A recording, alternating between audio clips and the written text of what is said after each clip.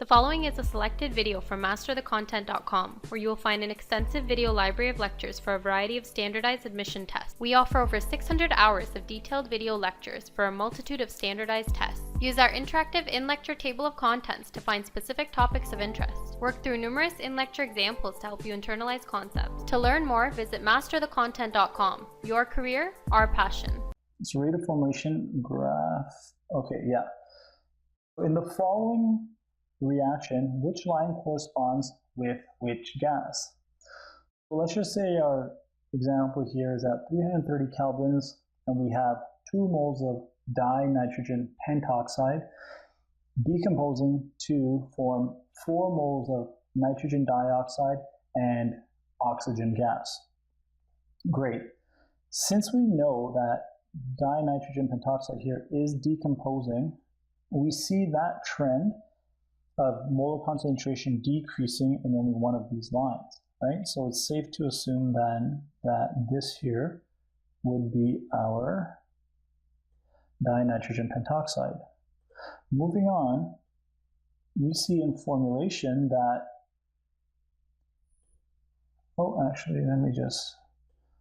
see in formulation that we get 4 moles of nitrogen dioxide for every mole for oxygen gas here.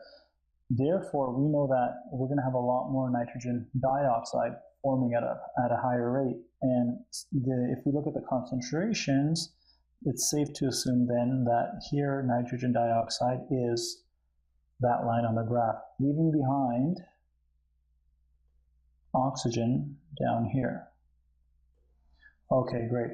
One other point that I would like to bring to your attention here is, if we were to look at the average rate of formation for dinitrogen, right, we would see that compared to the average rate of formation for oxygen gas, at any time interval will be 4 times greater. So what I mean by that is, let's just say we were to take this time interval right here, right? And we were to calculate the average rate of formation right here for the dinitrogen gas, right? Or sorry, for the nitrogen dioxide, and for the oxygen gas here, we'll notice that the average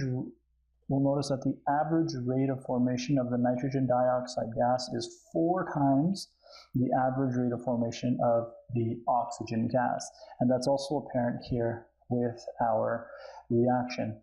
Also, if we look back a few slides, this makes even more sense because we said that the rate of formation for oxygen gas is actually only 1/4 the rate of formation for nitrogen dioxide.